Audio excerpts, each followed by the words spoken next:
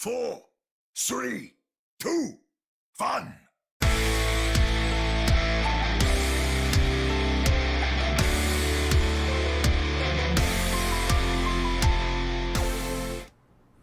Welcome to another episode of the Ready, Set, Pwn podcast, your premier source for everything to do with the Overwatch League. I am Chris at Lightforce, joined virtually by Sam at Another Sam Chant, as well as Omni at Omni Strife. Welcome, gentlemen. Hello. I'm so excited. I can't wait to see what this is all about because nobody's telling me anything. Well, I mean, Sam's here in like glasses, so like people can see us seeing him seeing us. It's a celebratory moment. Also, Omni's shirt is just way too bright. Well, Last week was even brighter, I think. Let's be honest. There was some conversation as to whether or not we'd see Omni in color this week, the way things have been going for the Vancouver Titans.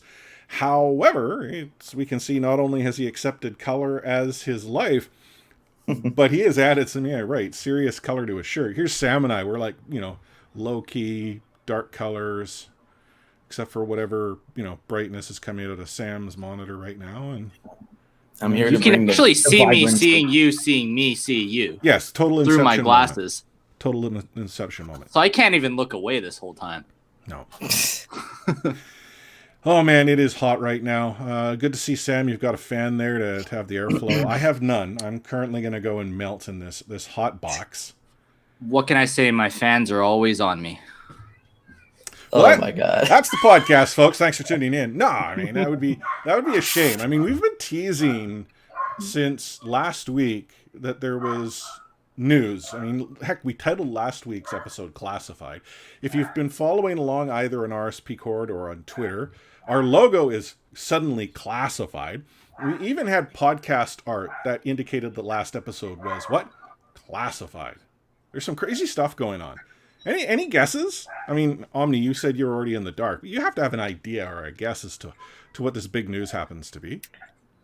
It might have something to do with my shirt, or it might not. Okay. Is that why you wore the shirt you wore? You were It's just the only one that wasn't smelly today, so. Yes. We're cleaning up That the won't podcast. be true by the end of the night. Yeah. Well, I mean, only one person commented on the stream announcement tweet that I sent from RSP. The last announcement had Overwatch generic colors, and someone's like, "Oh my God, are you going to be, taking over the Overwatch League, becoming the podcast for all teams?" And I'm like, "Totally. Each 10-hour episode is going to be phenomenal." But no, that's not what we're doing. You know what? There is a storm brewing, right? I mean, we've sort of hinted that as well, and I think this is probably as epic of a storm as we might ever see in the summer. So you know what? Enough joking around. Let's actually share the big news.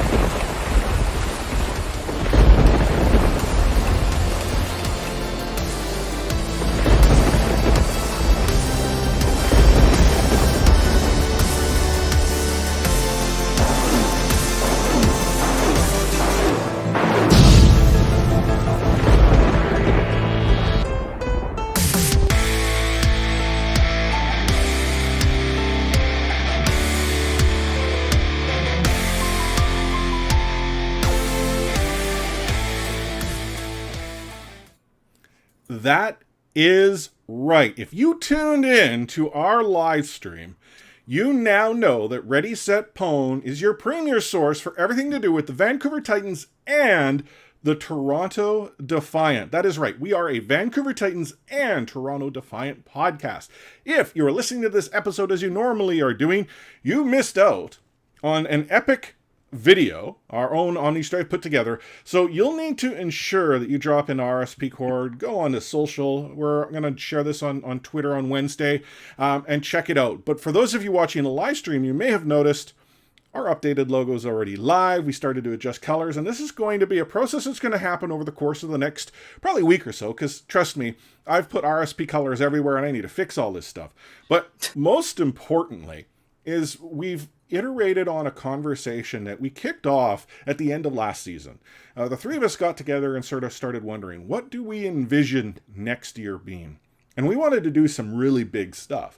I mean, we were always going to be a Vancouver Titans podcast, and that's where our roots were, but we wanted to grow.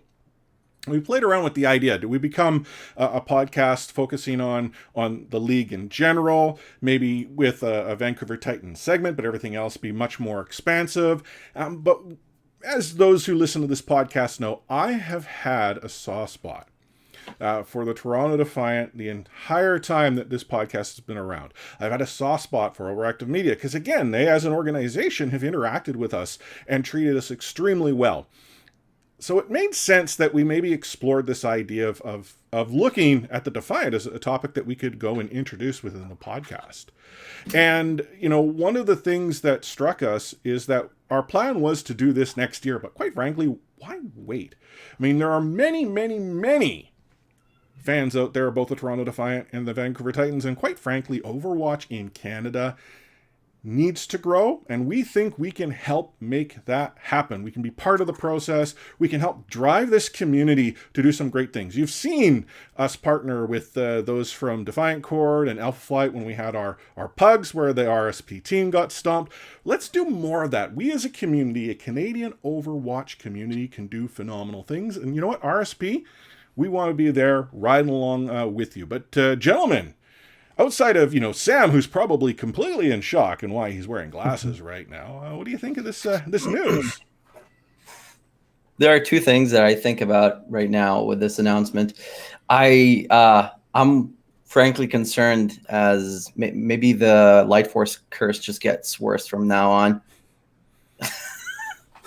Maybe, though, it's just another way for Sam to come in and watch more Toronto Defiant games. I'm not sure. I mean, honestly, we've been watching Defiant games for a while. How else do we come up with the material that we come up with, right? So I'm a little worried that the pitchforks are going to come for me. They're going to come for me. They might come for Omni. They probably won't go to Light Force except for the curse bit. But we look forward to engaging with you. Yeah.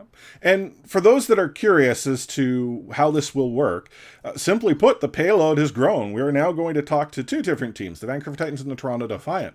And, for someone thinking, oh, you're going to play favorite, the Vancouver Titans are getting the focus, not at all. The way we're going to approach the payload is chronological fashion. We're simply going to go based on the dates that they play. And if they happen to play each other, which is interesting because they do this weekend, we get to go and dive into the nitty gritty. You are going to see some phenomenal things, and it is a great time to be a listener of the Ready, Set, Home podcast. Tell you what, guys, we'll do 5 minutes for round one per team. Yeah. It's kind of scary having two payloads you can C9 on. That is scary. And I think both teams that we're now covering could possibly pull that off, which is unfortunate. Yeah. But super fat payload. Let's talk a little bit about what we're going to get into this episode. It is right. It is O Canada. Battle of Canada Part 3 is going to take place, but we're going to sort of recap the weekend that was for the Vancouver Titans as well as the Toronto Defiant. Both organizations got a few things in the works. We'll talk a little bit about that before we dive into the fray to talk about the week that was, the week that will be, and look ahead to the Countdown Cup, because it is possible that the Countdown Cup might kick off for one of these two teams. So, without any further ado, let's get ourselves into the payload. Moving the payload. Join me. Kicking the weekend off of the two Canadian teams was the Vancouver Titans. And for those of you who happened to listen to the last episode of the podcast, you heard both myself and Omni suggest that the Vancouver Titans stood absolutely no chance against the Shock. And they stood absolutely no chance against the San Francisco Shock. This podcast will be longer than the match was. This podcast segment will be longer than the match was. My daughter takes longer to read a book than that match was. I mean, the book itself is 4 pages long. I mean, it is... I'm not trying to rub it in, but maybe I am. It did not look good. And I was the pessimist of the two of us right on the... I mean, I sort of said, I don't see there being any form of winning condition. I just hope that they're able to go and show us signs of life. Yeah, man, I rewatched the highlights, and I think they were longer than the actual I was match gonna just say, by having you just watched the slight. match, right? Like, Yeah, like it's probably our second worst game ever. And I think that our game last year, losing 0-4 to Washington, was worse just because of the expectations. But this was horrible. Definitely the worst this year so far. I look at the Vancouver Titans going up against the San Francisco Shock. The Shock are just a deep team. They essentially were playing with their food throughout. The Vancouver Titans just couldn't string anything together. The Dalton Genji experiment is in full swing. They have now lost 9 straight maps, and I believe the Dalton Genji experiment has been in effect for, 7 of those 9 maps? Not looking good, no. It behooves me that that's the route they were going, and what makes it even crazier is you also had a Shockwave Tracer. So this past weekend, the Dalton Genji was superior than a Shockwave Genji based on the equation that a Dalton Tracer is not too bad, but apparently a Shockwave Tracer is the better choice to be made. And, I get it. Like, there are those that are saying from a meta perspective, you just got to go with it, whether you're good at it or not. There's no other alternative. I don't understand that. We talked about this last season when teams which were obviously unable to play GOATs simply accepted that GOATs was the only way. Try something else. If you're not going to win playing GOATs, then at least lose trying to find an answer or do something different. Don't simply roll over and say game over. And I'm not upset at the players. To make that very clear, the Vancouver Titans players themselves are being given a game plan that they're trying to execute on, and it's just not going well. And at some point in time, you have to sort of say uncle. And unfortunately, that wasn't against the San Francisco Shock. So it is what it is. Super came in, looked like a top-tier Genji. So, Uncle Super. Is what it is. I was hoping that Twilight was going to get Genji. He probably, unfortunately, could have beaten the Vancouver Titans on Genji. Like, There were a lot of things to do wince at in this game. Like Shredlock was shredded constantly. Dalton wasn't great, to say the least, like you said. Karkar, he had some health issues, I think, that were still in full effect during the match. We'll talk about that in a quick moment. Yeah, but you know what? Shockwave on the Tracer wasn't horrible. Definitely not the worst part of the match. He did get like picks. You would see constantly when battle started, the kill feed was entirely just San Francisco Shock killing us, but there was always like a pick or two from Shockwave for some reason. KSA were also for KSA and Rulf were also not that bad. On the Shock though, man, they came to eat. Smurf and Striker especially, they were having like a field day. That the coordination between a Tracer as good as Striker was on this match and Smurf, it was nuts. They just did whatever the hell they wanted. Yeah. The thing about sort of Shockwave getting picks, I'm not saying Shockwave wasn't a good Tracer, but arguably Dalton as Genji and Shockwave as Tracer, Ash, Echo, fill in the blank. Yeah, we have yet to see it work. Like they're two disparate, DPS players that play well when they complement each other, not simply are two, random heroes on the map. The best way I can describe it as to how it looks, it's like a quick play match where my two DPS aren't even in comms. One's, a flanking Torb, and the other one is a Widow hanging out at spawn. Like, there's no synergy there. And that's, again, that wasn't going to change anything. The Vancouver Titans were going to lose to the San Francisco Shock. They are, a chasm of depth between the two right now. But it is just, the fact that it just continued to be the same group of hero picks rolled out was the most frustrating part. I mean, first map wasn't that horrible. I mean, they started out with that Moira Lucio pick that I didn't really get why, and Troy wasn't the Troy we are used to, and Tayo didn't really impress me that much at the first maps. It was fine, but it was like the second map. I think it was Kings Row where Smurf actually, justified his namesake. He started smurfing on us, and then that was pretty bad. They actually went for the pharmacy on. Did it feel like they were playing with Smurf accounts? Like if you're gold, and like these guys are like plat or diamond, they're just popping in a gold game. It felt like they were smurfing. Like that's like at the end of the day, like I tried not to overanalyze this game just because I think we could have had 7 Genjis out there and lost. Yeah. Like it's well, if we I had don't know. 7 Genjis out there, we would have lost. We definitely Or would the have Titans lost. That would have been but, more different. but like I don't know. I kind of wanted to see something maybe lesser than Chris, but I wanted to see something different. But my idea of different is like I'm wondering what Suna's up to. Like what has he been doing this whole time? Yeah. And I don't mean that in like a derogatory way. I just mean like what are we using him for? What is he practicing? How does he get into scrims when he's the 7th man on a 6-man team? The problem I think is they have 3 DPS players that have arguably the same hero pool. So if Suna comes in, who do you take him out for? Like at this point, it would be coming in as a Genji, would it not? So here's my crazy suggestion: is that he actually comes in and plays Zarya because he's also I don't know if it was from the Goats days. He was the Zarya player. So to me, KSA is not really fair because we're comparing to probably the best off tank in the world. But he was constantly behind. And it was clear from my eyes that Sigma, D.Va, those are his comfort picks. Mm-hmm. I don't know how KSA's Zarya compares to Suna's, but like honestly, how much worse could we lose?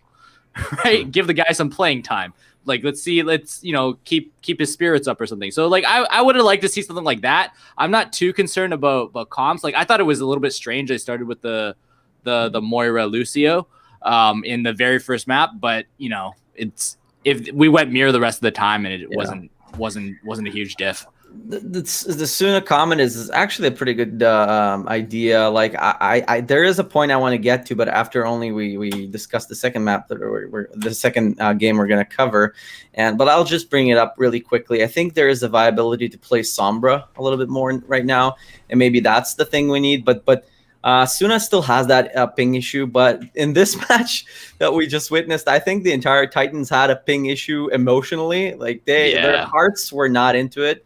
They just gave it up. You could see like even Shockwave, I believe he recalled, and he was just saying hi there all the time. And it's like they had no heart.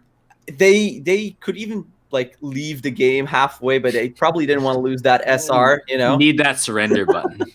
Yeah, it was a tough StarCraft. game. You have that, right? You type in GG even if the map is not settled yet. Yeah. We could have opted for it after King's Row. I believe the last map was just.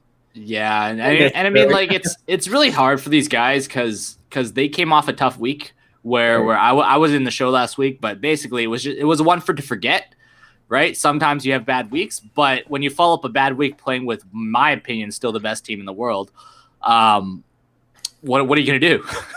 So I don't know if there's lessons to be taken away from here. I think the depth of the Shock as an organization is just scary, how they're always on the lookout for what they're missing. Like, oh, we don't have a focused Genji player. Let's go out and pick up another tier 2 guy. Like, Tayo's not, in my opinion, he's not going to be like an all-world all-star, but he can grow with this team. He can get better, and he's given opportunity to do so, right? So, and it was the same with Twilight. They foresaw like the whole Brig, Bap, Anna, Zen, this kind of off support weird meta coming, so they're like, oh, we got to fill that hole. So they just seem to be like, to kind of quote the Warriors, they're just like light years ahead of everybody else, it feels like, in terms of preparation and how they game plan. Not to say they're going to win every game, it's just you can see what they're trying to do and how they're trying to fill every hole. Yeah, they came in poised. They did want to finish quickly, I guess, kind of like Vancouver, but from a different reason. And we lost 0-3 to Paris as well, and I don't think Paris is a worse team than San Francisco Shock is right now, and I don't think that this particular game really reflects the true level of the Titans. Now, by no means do I say the next time we face them we avoid the 3-0, but definitely the fight was not there, and I don't think it was reflective of how much fight we can. The craziest part is this was the fastest Overwatch game in history, and it felt like eternity for me to watch. Well, so it is. Yeah, it set the record by like 3 minutes. Now there's this talk like, could this ever be beaten? It's possible that it could be beaten, but it requires a perfect storm. The fact that the way the teams matched up and who got to start on on a hybrid and what have you. The Vancouver Titans got full held, and yeah, quickest match in history, felt like eternity, but it is what it is. Before we go and talk a little bit about the Defiant match against the Fusion, one note, Karkar, as Omni had alluded to, suggested last week on Twitter that he had lost his sense of smell and his sense of taste, which, if you're aware of, is potentially a symptom of someone who is impacted by COVID-19 or the current coronavirus. So this obviously raised some concern. It's odd that a player would go and sort of publicly suggest this, and this might be more on the PR side of things. But all that we got back when he was asked how you feeling was he was okay. Hopefully it isn't actually what we think it is. We don't know what kind of testing might have happened, if any at all, outside of the fact that it is obviously a possibility, and that someone does get this, and as a result the impact on any team will be significant, including one known as the Vancouver Titans, who have a very, very thin roster should a player not be fit to play. Can Suna play Brig? As well as he plays Sombra. Yeah. So let's talk a little bit about the Defiant match against the Fusion. The Defiant, spoiler alert, lost 3-0. But this 3-0 wasn't as brutal as the Titans loss to the Shock. The Defiant showed the Defiant showed signs of life on Nepal. Like it actually felt like the Defiant had shown up to play, and then suddenly we started to see some weird things. Like I think it was an Agility's blade that was extremely questionable. It was almost again felt like that panic cue. We saw Curve drop a window that was kind of weird. Like his entire team is off, fighting elsewhere, and he popped sort of a solo window to maybe scare people away from the point, but the Fusion then took it, and then from there the Philadelphia Fusion were handily in charge. Like the Toronto Defiant were playing dive against a very good dive team, and that near match did not seem to work. They were trying to group up. They were trying to deal with what they were seeing from the Fusion. Like on Numbani, the Fusion were out with the Mercy, and reses were happening where they shouldn't. Like it just things weren't going well. But again, to me, the Toronto Defiant showed that they had potential. There are some things that I am curious about, like why we saw the transition of Logix back into the lineup over someone like Surefour, especially when we saw the fact Surefour Agility's combination work well. I understand meta might dictate the change because of heroes, but that part I'm curious about. We also saw Numlock come back in over Beast. Again, I'm not saying that was a questionable pick, but there are things that I question, considering the week before didn't look too bad. So, I mean, any thoughts on the match from either of you?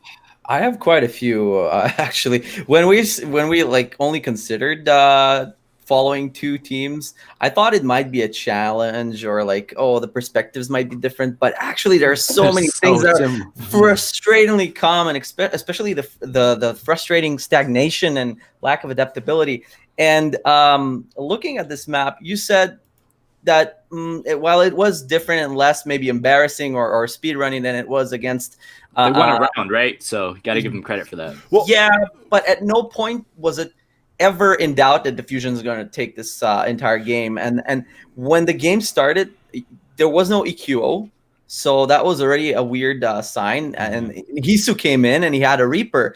Surprisingly effective, though. And Logix was on his McCree and Agility's on his Genji. And you already said about Agilities. He always had this, even going back to 2017-18 Agilities, when you compare him to the other, who were the best Genjis back then, Shadowburn and Shatter 2K. He was always the guy who would use Blade no matter the cost. Like, you have Ana, you don't have Ana, he just use it on freaking once he had the Q available, he'd just press it. And when you don't have an Ana, it's kind of a problem. And I didn't really like how they approached Nepal when Carpe was just on point in this game as well. He had a great showing on Tracer. I didn't really like the McCree. Now with the buff that Tracer got this year, she can keep her distance from McCree. You can't really flashbang her as easily as you could before, and the flashbang is so short right now, so it didn't really work. Second map is when things started to go even worse for Toronto. Tables were turned. Fusion went a bit more divey than Defiant, even though like previous map they were less divey, they were more deathbally with the Reaper pick, and they had the Reinhardt before, and it started better for Toronto. They went like they took the first map, but the third map, I believe it was the Shrine map, or what do you call the one that I think Sanctum, where you can be booped off, right? Yeah. So they went for this crazy Sigma Rhine, like double shield. And what do you place behind those double shields? You place an Ashe and McCree. And they're so shielded and well protected, you can't really do anything with the Genji and McCree. Maybe a nano blade. Oh, wait, there's no nano. So what do? Those blades are really, really dull.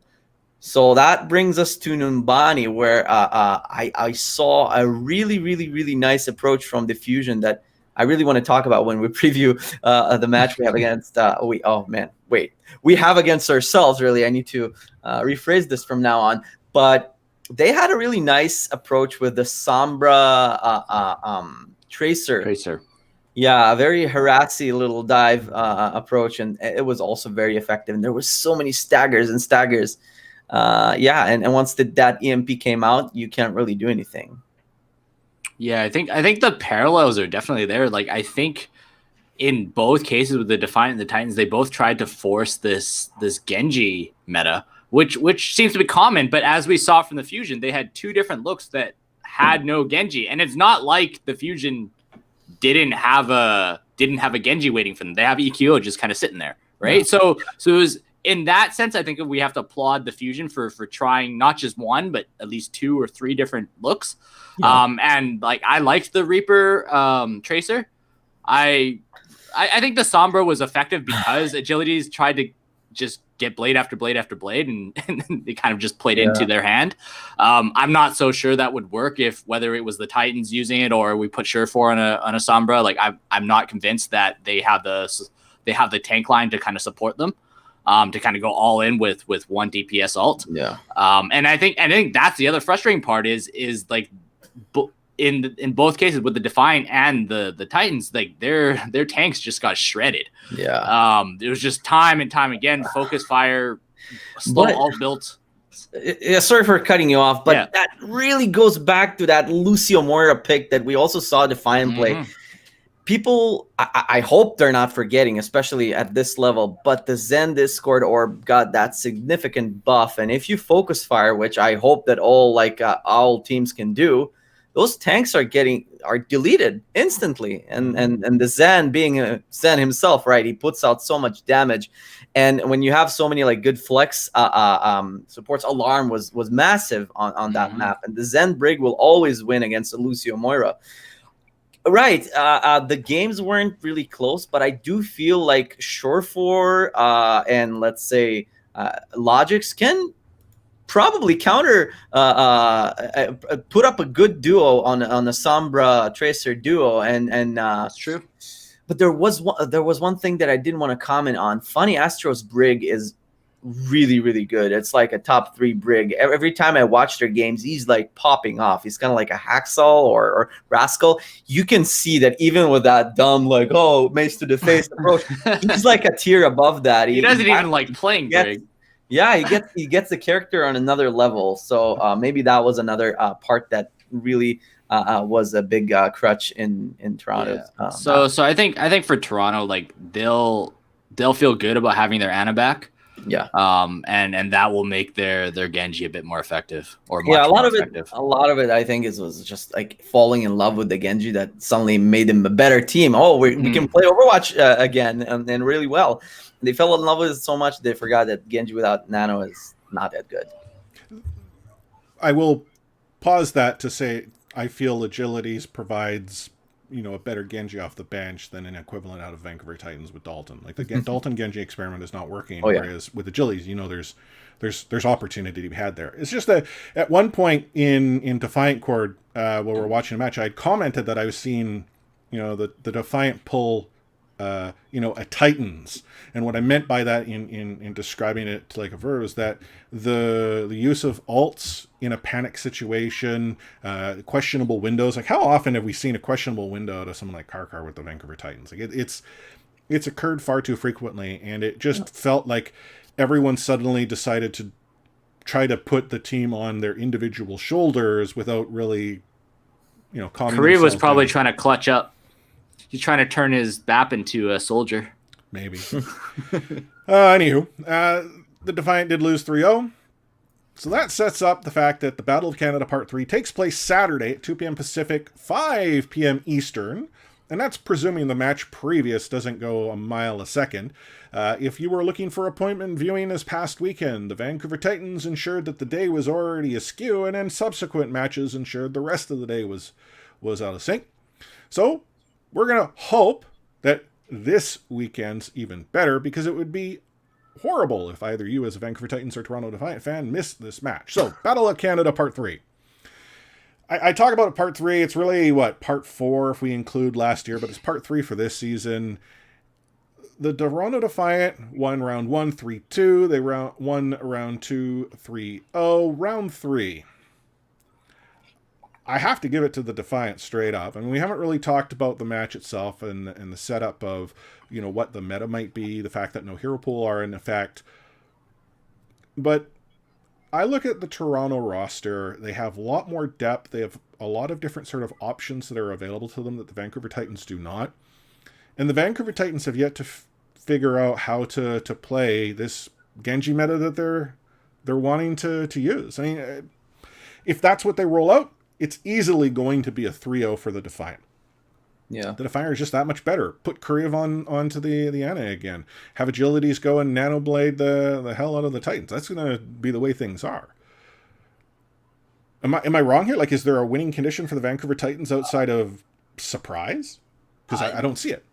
When we did the notes for this show, I did ask you about hero pools, and when you told me that there were no hero pools for this upcoming week, I'm like, okay, busted nanoblades are back on the plate, so it's not good for the Titans. They do seem to have the advantage in such a meta that I think will still be Genji centric. If we do want to get a chance, if we mirror them, it's game over. I do feel like they should really watch closely that fusion match, and maybe bring out the Sombra Tracer. I believe we do have the tools to do that, and I don't think the Defiant really know how to counter that well. But if you are the Defiant, just stick to the Nanoblade. I feel like the Defiant have the upper hand in this match. Yeah, I think I would agree with you, except I'm contractually obligated to say it's going to be 3-0 Titans. Yeah, just because our podcast changes doesn't mean I have to change my predictions, right?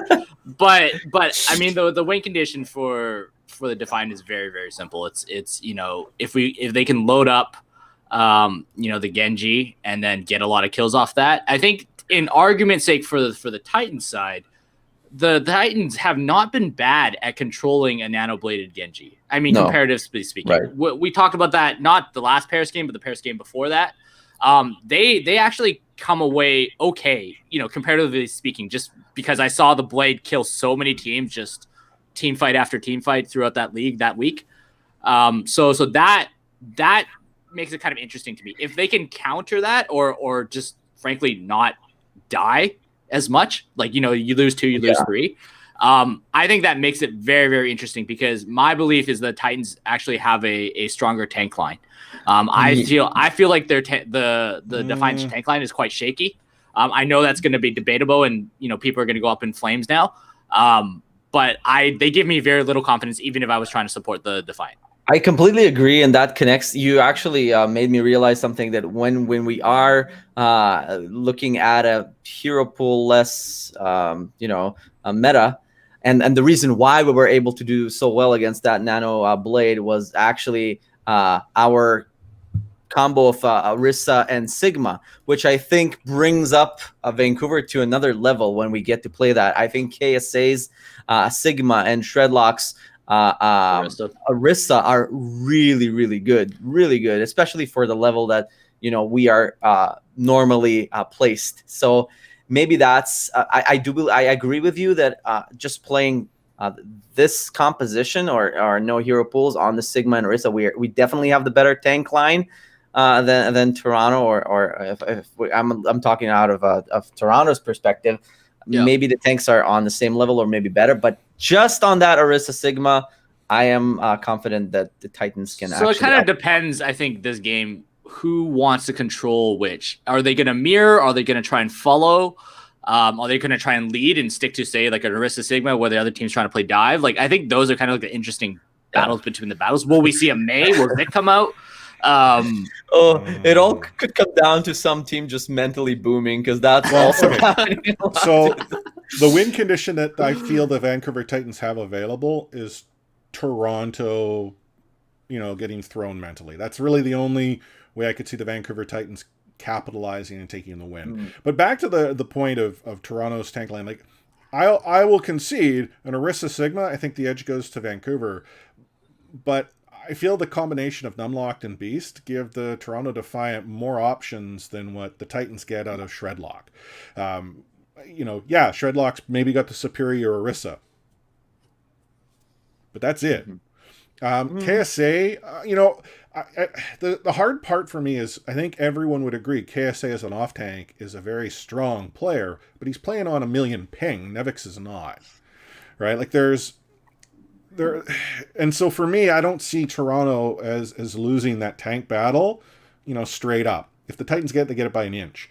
On the DPS side, current meta, I don't think the Vancouver Titans deal well. Even if they're able to go and mitigate the impact of a Nanoblade, they don't have, by playing that Nanoblade themselves, an immediate means to go and capitalize. Yeah. But on the support line, Toronto is clearly ahead of the Titans here. I really want to see the Ash back too. What, like Ash Genji? I prefer Ash Tracer if that's what the Vancouver Titans were going to play, right? But then, we it's very hard for us to sort of evaluate this. We don't know what Vancouver is going to do. They have played 3 straight matches where they have trotted out an experiment that has failed. And there is no indication that's going to suggest they're not going to go and try it again going against the Toronto Defiant. If they trot the same experiment out, roll that one over, Toronto Defiant get the win. Yeah. So, predictions. Sam, you already said 3-0 for the Titans? Yeah, this is going to be a tough season for me. Omni. I'm going to the 3-2 for the Defiant. See, and I'm 3-1 for the Defiant. No 3-0s? That's the trend, though. Well, no. I feel that the lack of hero pool gives the Titans some ability to go and dictate a map, but yeah, this is the Defiance match to lose. I can't account for mental booming, so I won't call it. Come on, be bold. Now, one final note. If the Vancouver Titans were to lose, if Omni and myself are correct, the Vancouver Titans are then guaranteed to finish no higher than 12th. Sorry, I was just doing the quick math here. So that means that they will be in the Sunday evening play-in, which should be against the Boston Uprising. I don't see how. So why I'm sort of looking at this, doing the math in my head. Houston Outlaws are currently sitting 0-2. The Boston Uprising are 0-4. Titans are 0-3. So there you have 3 teams without a win. The Boston Uprising is sitting at a -10 right now. So if the Vancouver Titans were to lose by more than 2 maps, they finish 13th. They play the Boston Uprising. No way around that. If the Vancouver Titans lose close, they're still not able to go and get past the Houston Outlaws. If they were to lose, they finish 12th. So the Vancouver Titans' only ability to not play on Sunday, guaranteed, is to win.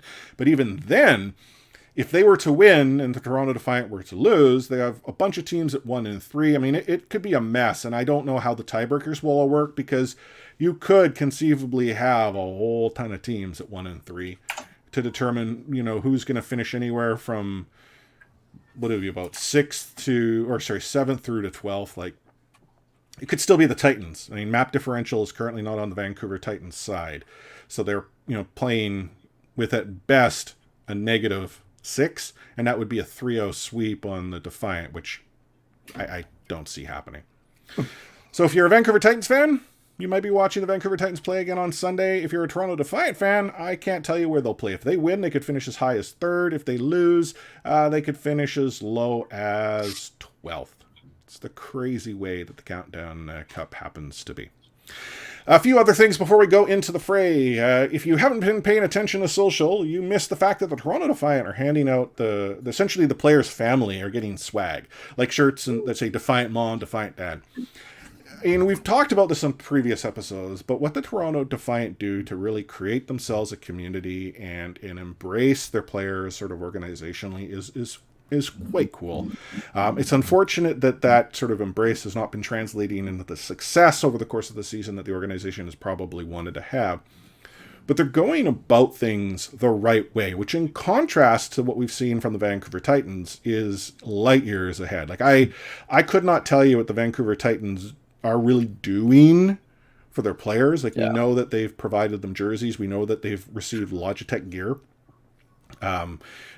Obviously the players are playing, in a variety of different locations. I don't fault necessarily the organization for that. I mean, they're the ones, unfortunately, that made the decision, but they're not able to bring the players together for pandemic-related reasons. Right. But there's much more that they could be doing to, foster and create this community, embrace family. Like we talked about this sort of an RSP Corps. Look at the Boston Uprising. The Boston Uprising have someone like Punk's dad, who not only goes and, engages with fans on Twitter, he jumps into the Weekly Uprising Discord. So the Weekly Uprising is podcast, and he's having like conversations with like, hey man, okay, like here's what I see. This is Punk's dad having some serious conversations. It's cool. I mean, you have to cater to the parents, right? These are kids we're talking about. Can you imagine like your star DPS's video game privileges being taken away over the weekend? Maybe that's what's happened to Suna, is that his parents got a little cheesed or something like that. Maybe. He's been timed out. Anyhow, if you're curious what the swag looks like, Toronto Defiance Twitter account's where it's all at. And in Vancouver, the Vancouver Titans have the partnership with Circle K, as we already know. Last week we shared how they released a cup with Jessie, who's one of the moderators in RSP Cord now. Her phenomenal design. This week, Rolf has come out. And they're also doing this promo where you can play rock, paper, scissors with Vancouver Titans players. So far, it's only Rolf and Shredlock, and I can assure you Rolf cheats. Every time I play Rolf, like he'll be throwing rock and suddenly paper shows up. Let me tell you, that's dirty Rochambeau. So we're going to take ourselves a quick break here before we dive into the fray.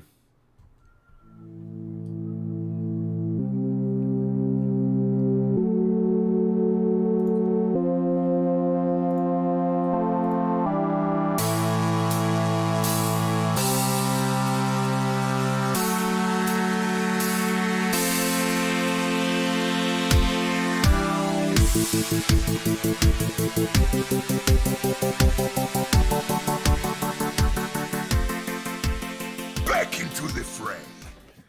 So kicking off the fray is the week that was. So let's start off by telling everyone that the Atlanta Reign beat the Boston Uprising 3-1 on Friday, followed by the San Francisco Shock beating the Florida Mayhem 3-1. On Saturday, in the wee hours of the morning, the Chengdu Hunters, of all teams, beat the Seoul Dynasty 3-2. The Shanghai Dragons beat the London Spitfire 3-2. And the New York Excelsior beat the Guangzhou Charge 3-0. On Saturday still, sorry, Omni, your notes threw me off. You have extra Sundays here. I'm sorry, I used all my mental capacity to create that awesome video. Yeah. The Vancouver Titans, as we know, already lost to the San Francisco Shock. The Florida Mayhem beat the Washington Justice 3-0. The Dallas Fuel beat the Boston Uprising 3-1. And the Philadelphia Fusion squeaked by the LA Gladiators in the mad match of the week 3-2. Sunday wee hours, we had the Chengdu Hunters beat the Hangzhou Spark 3-0. Again, Chengdu, let's talk about that in a moment. Shanghai Dragons beat the Seoul Dynasty 3-0. The Paris Eternal beat the LA Gladiators 3-0. The Philadelphia Fusion beat the Toronto Defiant 3-0. And the Washington Justice beat the Houston Outlaws 3-1. So looking back at the weekend, I mean, Omni, you and I had suggested the match to watch was the Toronto Defiant Philadelphia Fusion match for a number of reasons. One, that we felt was going to be more entertaining, and it ultimately was. Yeah. Two, we knew we were going to be watching it because, again, this transition in the podcast this week was something the two of us actually knew.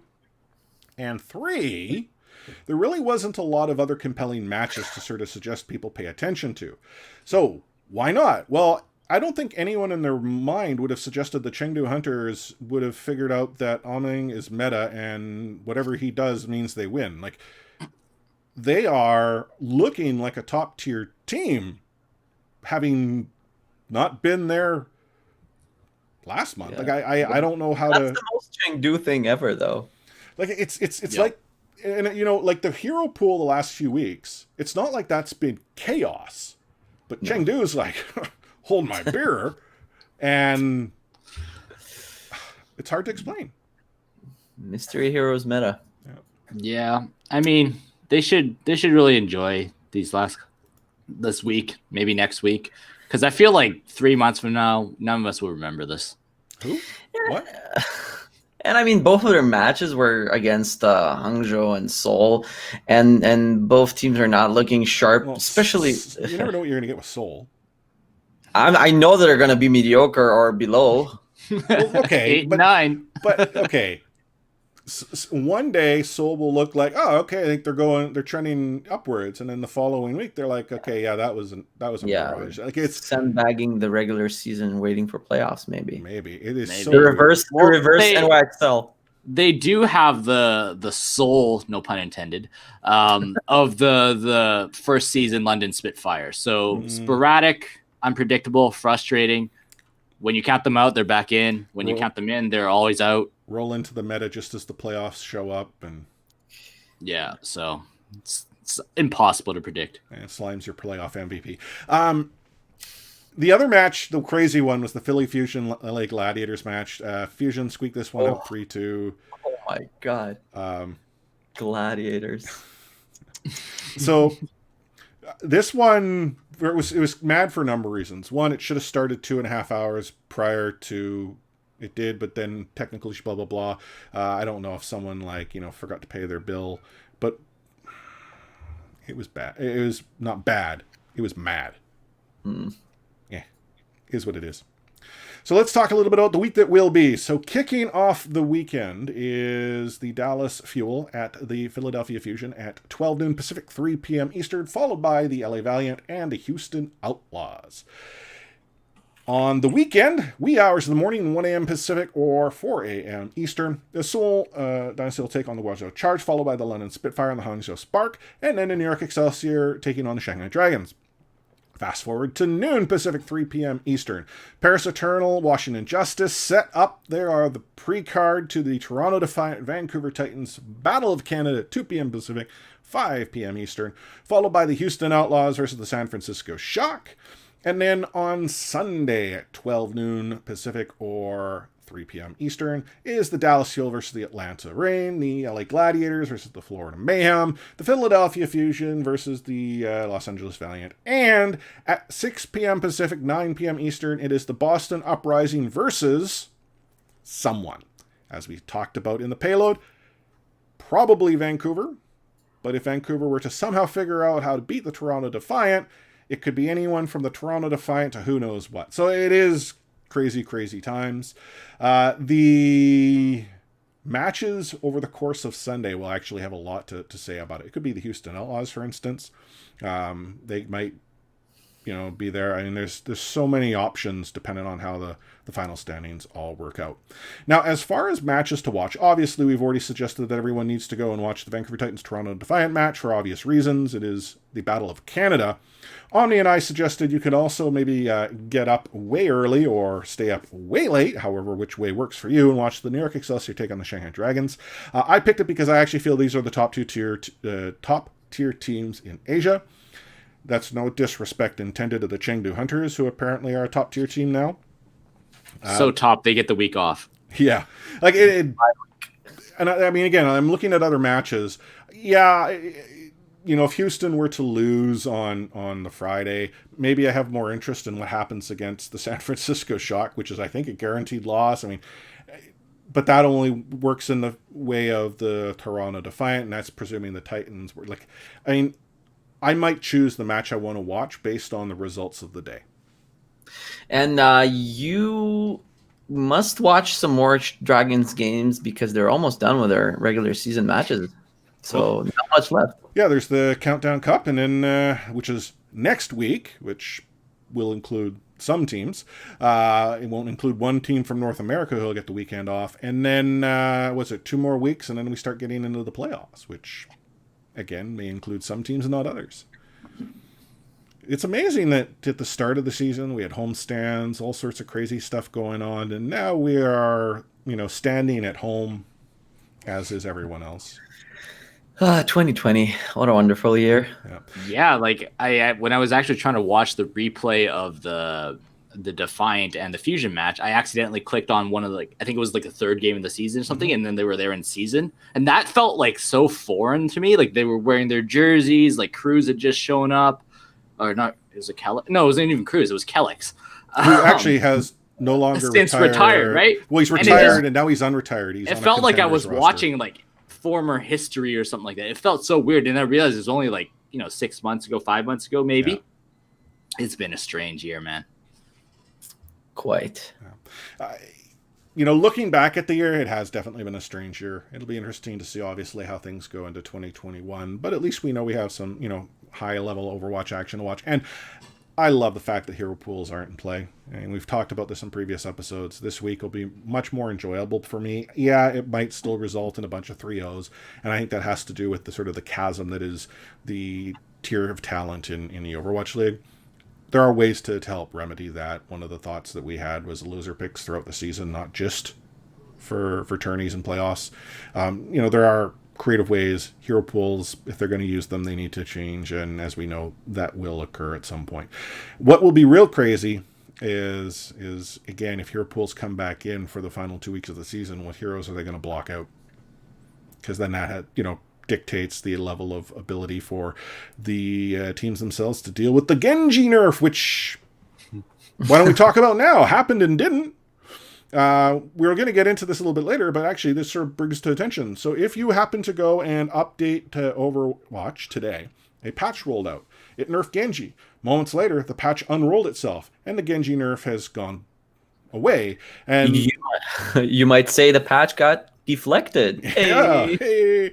You're here all week. Tip your server. Obviously, something went wrong. I was trying to follow on social. I sort of perused Reddit. I jumped through the Overwatch forums. No one seemed to claim that the game was broken with the patch, like some crazy, echo buff that suddenly made her laser 1,000 miles long and insta-death. Obviously there was a problem, and what was rolled out got rolled back. It could come back as soon as when this podcast goes live. It could come back next week. We don't know. It's just Blizzard has said, yeah, sorry, it'll come out soon. So, yeah. But let's talk a little about some movement within the Overwatch League. S&T is no longer the assistant coach for the London Spitfire. He has stepped down.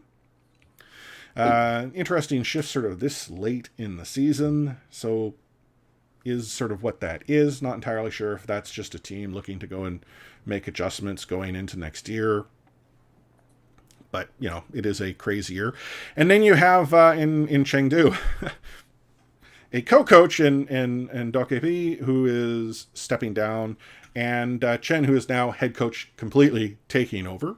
For how the Hunters have been playing recently, again, interesting, but then we don't know what's going on behind the scenes. Maybe this transition was already in the works. Maybe there's an opportunity. But that is an adjustment that's taking place.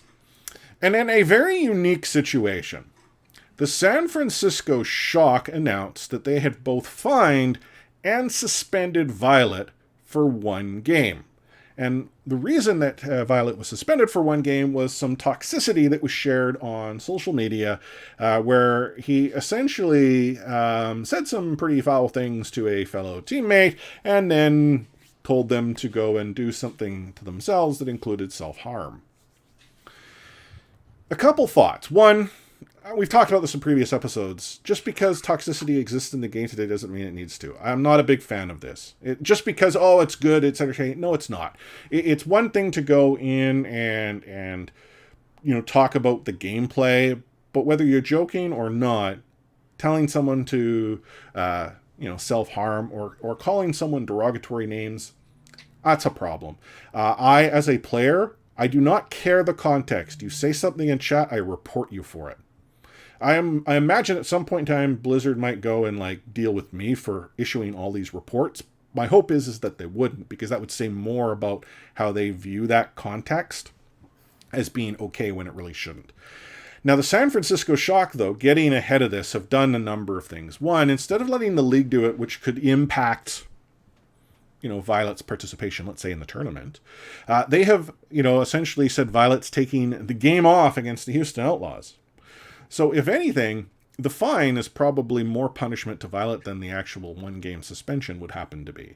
So I'm curious about the two of you and how you sort of look at this. Is San Francisco getting ahead of this a good thing, or is this a combination of a good thing and something that they were trying to do to mitigate the potential of the league doing something for them that they did not like? Obviously, they should have done this because they are his direct employer, and obviously for these guys, when you are playing a game, even if it's like ladder, right, you are already associated with the franchises. You are employed by Blizzard in a way, and by San Francisco Shock. So it could not be like a bad thing what they have done, and I don't think they're in too much trouble as is anyway, right? We're dealing with the Shock here, so it might be strategic, might not be strategic. So either way, I'm all in for this, and definitely I saw the clip, and it definitely justifies at least a punishment and a fine, like they said. Even more so when you are kind of like a player that is a professional player and should set an example of avoiding stuff like that. Mm-hmm. So I'm all for it. Yeah. I mean, like, to me, when it comes to toxicity, and I'm fairly opinionated about this, like, the teams and the orgs that do the best job of fight against toxicity, their work will never be reported publicly. Why? Because their players won't be in trouble, right? Mm-hmm. So to me, like, everything we do from this point on is reactionary. Like, whether it's enough of a fine or too much of a fine, I actually don't care about that.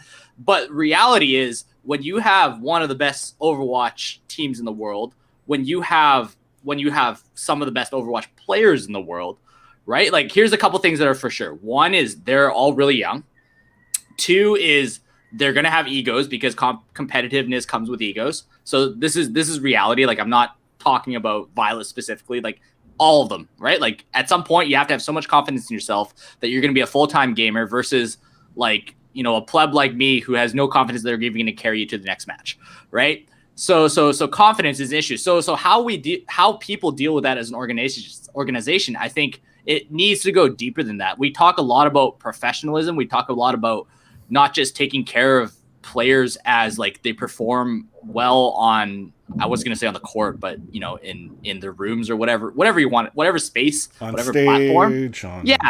Yeah. But like, to me, like it, like, and the message that needs to get through from the Shock, whoever it is that handles these kind of player personnel things, is that this isn't about the Shock. This isn't even about, you're screwing up, the team's rep or something like that. Right. Because honestly, your Violet's Overwatch career is going to be what? 4 years, 5 years, 6 years, 7 years seems long until it's TLDR and going to Valorant. It's a short period of time, right? But from this time, what are you going to do after Overwatch, right? Like, are you going to be known as that guy who just continuously just is the Dennis Rodman of the Overwatch League, or whatever your version? Like, Dennis Rodman gets paid enough; he can continue to be Dennis Rodman. What are you going to do, right? Yeah. So like, to me, like, the way to not nip this in the bud, but I really truly believe teams need to take a much more hardline approach to how players carry themselves away from the stage, right? Because it doesn't just impact the teams, which is the more immediate fines and whatever. It impacts their potential career, because once things are on the internet, even us as, like, you could call us streamers, you could call us podcasters, whatever. If I say some super derogatory thing, we all know that's going to get clipped, and my employer is going to see it tomorrow, and I'm going to get canceled, right? So it's the same thing to them, right? And the fact that they're playing with so many fans on a regular basis, like, they have to be even more careful. So things like media training, things like how to be a better human being training, like, to me, that is essential for every org to do. So I don't know, like, I sound like maybe I'm coming harsh on the Shock that this even happened, but, like, I think I'm just going to get mad every time something like this happens. And for those who may not have been following us, for as long as we've been around, you might go and say, oh, well, where were you guys when the Vancouver Titans old roster had issues, whether it be Haxall or Bumper? Look back to those episodes when Bumper and Haxall were both accused of toxicity. The three of us had said that serves no purpose in the game today. It needs to be dealt with. And I actually had believed, based on my experience with Canuck Sports and Entertainment, that the organization did not tolerate that type of thing. Now, it could be, knowing what we now know, they weren't completely aware as to what was going on because of the disconnect between sort of the parent organization and sort of the function of the team. But this is an organization that does not tolerate or accept. And we've seen this on the hockey side. There is a lot of proof in the pudding. Bumper was apologetic as to what he did. Haxall, not as much. And the problem, though, that I see, and I started looking at that, but I look at sort of what other players do within game. Trash talk, not for me, but I accept that it exists. Toxicity, and I view it as something completely different, is where you use abusive language, derogatory terms, you ask someone to commit self-harm. If that's acceptable in the game because it exists, it's the culture, then I'm sorry, then the game itself is not for me. And I don't think that that's the case. Just because people say it doesn't make it okay. If you are one of our listeners, my hope is that anytime you see that in chat, report. Click that name, right-click, choose report, provide some reasoning behind it. You may or may not get that thanks for sharing this, we did something message, but the more of us that go and sort of raise those issues up, the more that people see an impact for their words, the better the game will be as a result. Anyhow, one final thing about Overwatch. If you happen to be curious about the future of the game as it exists today, any questions you have about the game and where its journey, or possibly the topic of Overwatch 2, when and if it might come out, what the game might look like, the development team for Overwatch is doing an AMA on Overwatch Reddit. So our Overwatch on Thursday, 1:30 p.m. Pacific, 4:30 p.m. Eastern. I'm genuinely curious as to sort of what their game plan is. We've talked about this on previous episodes. I had this bet that the game Overwatch 2 would be released come holiday season. Sam, you had said no. I don't know how I don't win this bet now, because we're already talking about the Toronto Defiant, but I guess we could still talk basketball for an episode if I lose. We'll have to tweak it somehow. We don't know what sort of the state of the game will be like. Would we get another hero? Might we get another map? Or is what we have until such time as the new engine is released? I mean, there's so many questions, and hopefully we'll have answers for you by next episode, where we will recap the Battle of Canada, talk a little bit about the impact that the Vancouver Titans and Toronto Defiant had on the Countdown Cup. Hope is they're both playing into next weekend. It'll make for a much more engaging episode, but regardless of whether or not the Titans or Defiant are, you can be guaranteed we will set you up for both teams moving forward and tell you everything you need to know as the premier source for everything to do with the Vancouver Titans and the Toronto Defiant. So this is a jam-packed episode. A whole lot of big news. It is shaking things up. Defiant Court already hammered things down when I tried to share that this podcast might be something that Defiant fans might have paid attention to. So hopefully, we can, make up and hopefully be on their good graces. And then as far as the Vancouver Titans fans are concerned, nothing's changing. We're still going to talk about the Vancouver Titans. We encourage you to be part of our Discord, remain part of our community. I mean, it is more than teams. It really comes down to the fact that we have formed a phenomenal group of people that chat about a video game that we all, for the most part, have at some point enjoyed playing. Maybe not as much as now, but we talk about all sorts of things. Food, weather, like how it's been so hot recently out west here. Oh, they've had some crazy weather out east too, so, weather's trying to get in on this 2020 action. So as we look to wrap the episode up, what final words of wisdom do you gentlemen have? I mean, Omni's down there playing like competitive right now or something. I'm just saying, the only thing better than a 0-3 is 2 0-3s. I'm not sure how that's better, but it's better content. We're here for the content. It seems worse. Yeah. How about you, Sam? So on August 1st for Canada Cup 3.0, It's going to be 26 degrees in Vancouver, and it's going to be 26 degrees in Toronto. Oh, wow. So Synergy. do us all a favor and just play some May. Cool things down. Get a little natural AC. As for me, again, I'm saying the same things I always do. Thank you so much for continuing to tune into our show each and every week, whether it be that you're listening to the traditional podcast or tuning into our live streams to learn tomorrow's news today, where we go and share the latest and greatest and everything that we can possibly jam into an episode about the Vancouver Titans and now the Toronto Defiant. For those of you who are new to the podcast itself and you want to follow along, I hope that you do click subscribe in whatever podcast application you happen to be listening to us in. Two, I hope that you follow us on Twitter at ReadySetPwn. And if you want to, take part in our Discord. Our Discord is easily accessible by going to discord.io/ReadySetPwn. And all that information can be found at ReadySetPwn.com. One final thing which I'm going to do, as I do with every episode, is remind you, we love reviews. Good reviews, bad reviews, mediocre reviews, doesn't matter. They are reviews. And if you happen to leave us a review, as practice has it, we will read said review verbatim, word for word. Save for language that I might go and beep out because, again, try to keep that clean rating in Apple Podcasts. But, yeah. So, as we wrap this episode up, I want to thank you on behalf of myself, Chris, at Lightforce, Sam, at another Sam Chan, Ani at OmniStrive, for tuning into this phenomenal episode where we are Ready, Set, Pwn, a Vancouver Titans and Toronto Defiant podcast. I'm going to sign this episode off with those magical words, catchphrase!